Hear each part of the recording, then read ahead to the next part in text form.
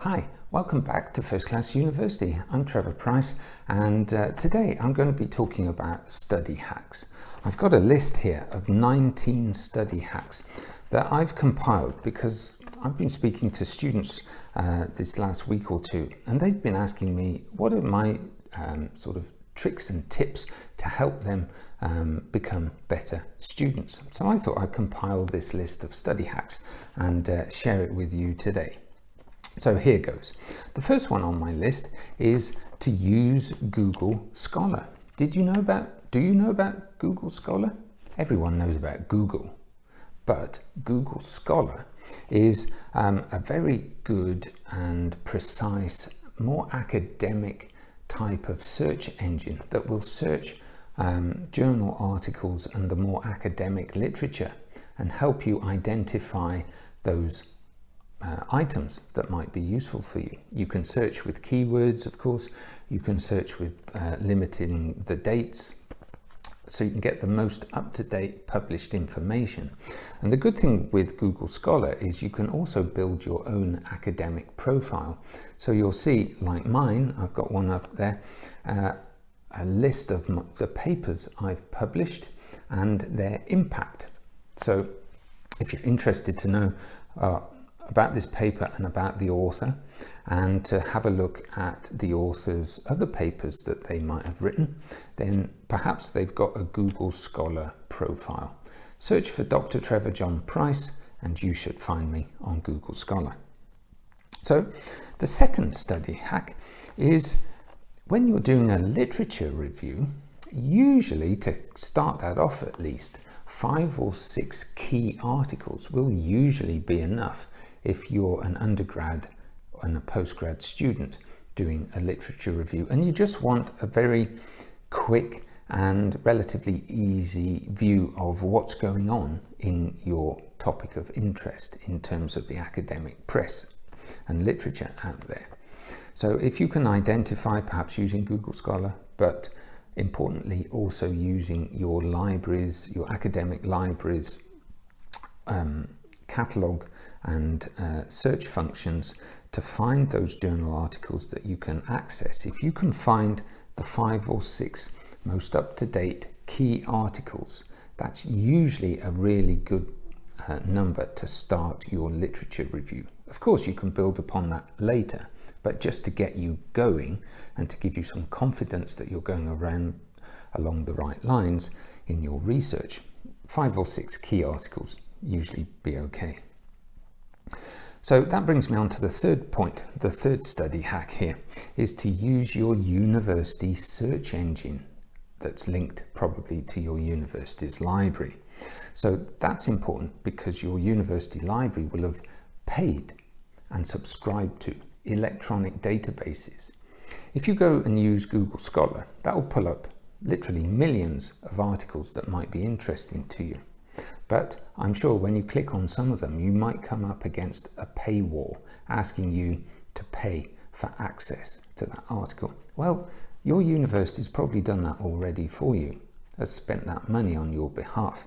So by using your university's search engine and the catalogue through their library, it avoids you having to pay further, because you've already paid your part, your university fee, to get access to those databases. So make sure you go through and you know how to do that. Ask your university librarian to show you if you're not quite sure. Also, the fourth study hack that I notice is if you're in an online forum with other students and you're discussing perhaps an assignment or a project that you're working on, then there's a lot of gossip and whispers and second-hand information that gets spread around that group of students.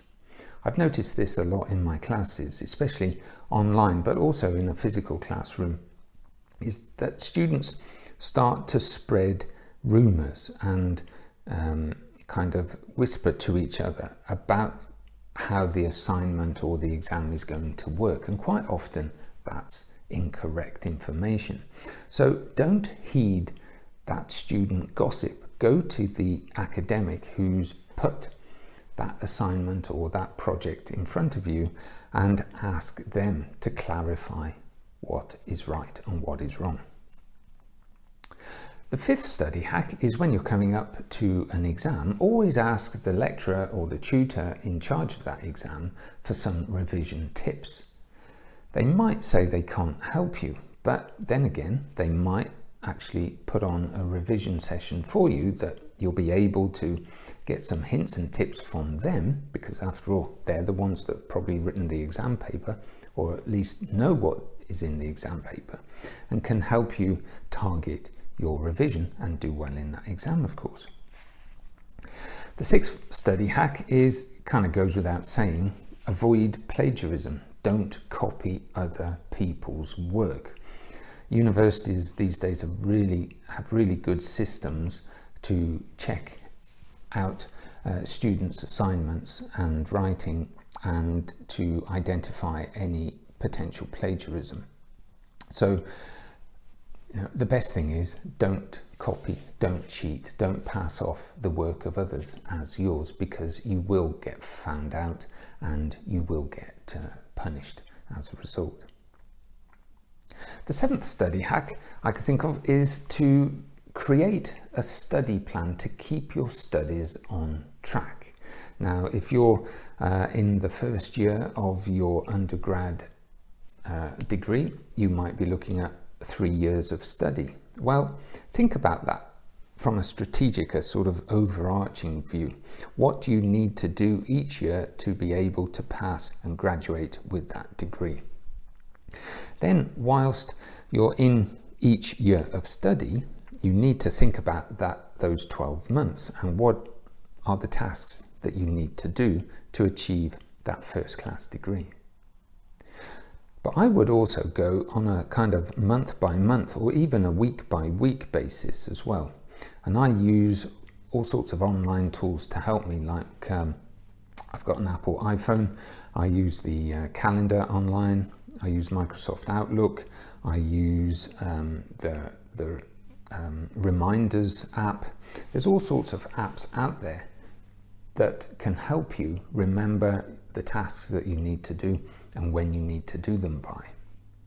So use that study plan, a very detailed week by week, monthly plan, a less detailed yearly plan, and then a more strategic overarching picture for the whole course, perhaps your 3 years of undergraduate or whatever the length is.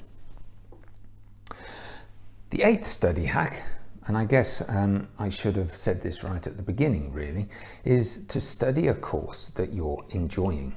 If you're enjoying your studies, you'll want to put the effort and the time into it. And it's very hard sometimes. I see students who I feel a little sad for, because I think they've been forced to study a particular topic, and I can see they're just not interested in it.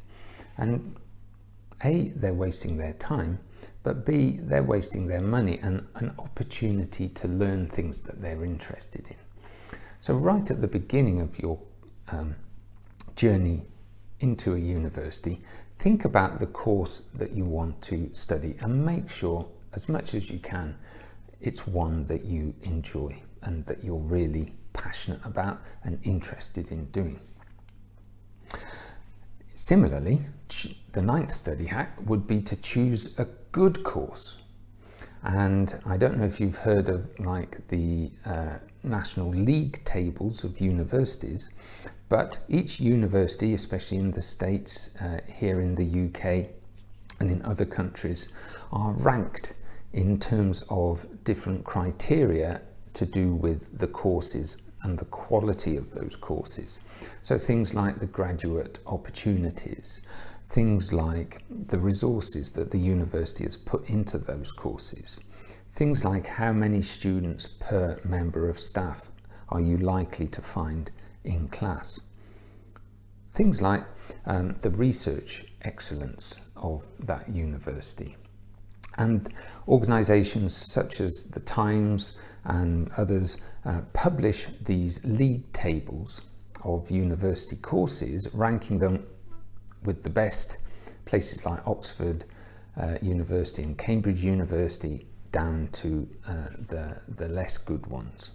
So look at those league tables and try and choose the best course you can in terms of those league tables, because employers will look at those degrees and where you got those degrees, your degree, look at those league tables and go, yeah, okay, you're in a good university or a middle university or another university, and make their judgment appropriately.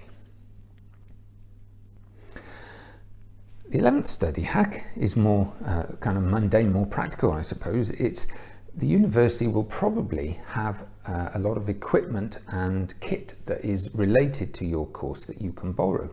So investigate if you don't know what is available at the moment. So for example, where I work, they've just invested in a lot of MacBooks and Dell laptops to help the students because we're all working online at the moment because of the COVID restrictions. But media students can borrow cameras and recording equipment, and there's all sorts of other technology available at universities for the students to borrow. So if it's relevant to you, even if it's just a hobby or an interest, it's not directly related to your course, go to the university and see if you can borrow that. And it's an opportunity to try out that equipment before you actually buy it. The 12th study hack on my list here is to use the student support services. There's probably many different support services that the university provides to you, things like chaplaincies, a mosque, a temple, mental ill health support, things like scribes and readers when you come to do exams if you need them. So there's lots of help out there, things like study skills as well, that aren't directly provided in your course but are in the university provision. You just need to go and find it. So make sure you know what support services exist and how to engage with them.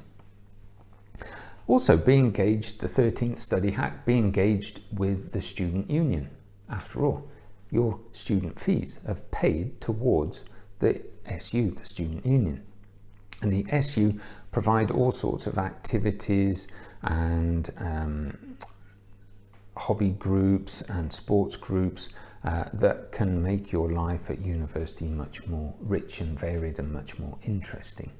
So, the student union isn't just to go to the bar on a Friday night, isn't just about sports clubs, but they do a whole host of other things that could be really interesting and for you to engage with. The 14th study hack is what I put here: turn up both mentally and physically to classes. After all, you're paying for them. I'm really surprised sometimes how many students don't turn up for classes that are timetabled, whether that's online or physically. And perhaps some students aren't fully engaging with the online resources that the course has provided for them. I find this quite baffling because if I've paid all that money in terms of my course fees to learn all these things that I want to relative to the course, then I need to read the books, get the journal articles, look at the blackboard, look at the virtual learning environment, listen to the recordings, the audio, the video, turn up to the physical classrooms that my tutors are putting on, and the field trips and all this sort of stuff. After all, you've paid for it. This is part of the course. If you actually work out per day, per class, how much that is costing you, then surely you want good value for money, and that involves you actually engaging with that event or that article. The 15th study hack on my list here is to learn to cook 5 key recipes. If you can cook 5 different recipes that you enjoy, that opens up a whole world of possibilities. You can invite friends around for dinner, perhaps a prospective partner around to impress them. But more importantly, I think, is that you can look after yourself independently. you know how to cook those 5 recipes that you really like eating. It can be quite soothing. It can be a good sort of downtime, but a productive downtime because you've got something you like to eat at the end of it. So, have a look online, go and buy a recipe book, whatever you need to do, but learn those 5 key recipes. It will make your life much happier. 16th study hack is manage your money well.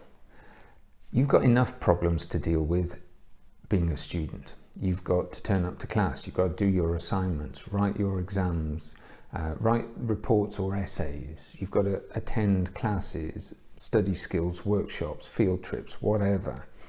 You're probably living in student accommodation with other people that you've never met before. You moved into that place. So you don't want, on the top of that, to have money problems as well. So live within your means. Make sure you understand how much money you've got coming in and how much you are spending. And keep on top. Get a bank account, get on top of how much money you have, and try and live within your means, because if you don't, that's going to cause you a challenge in terms of your financial planning.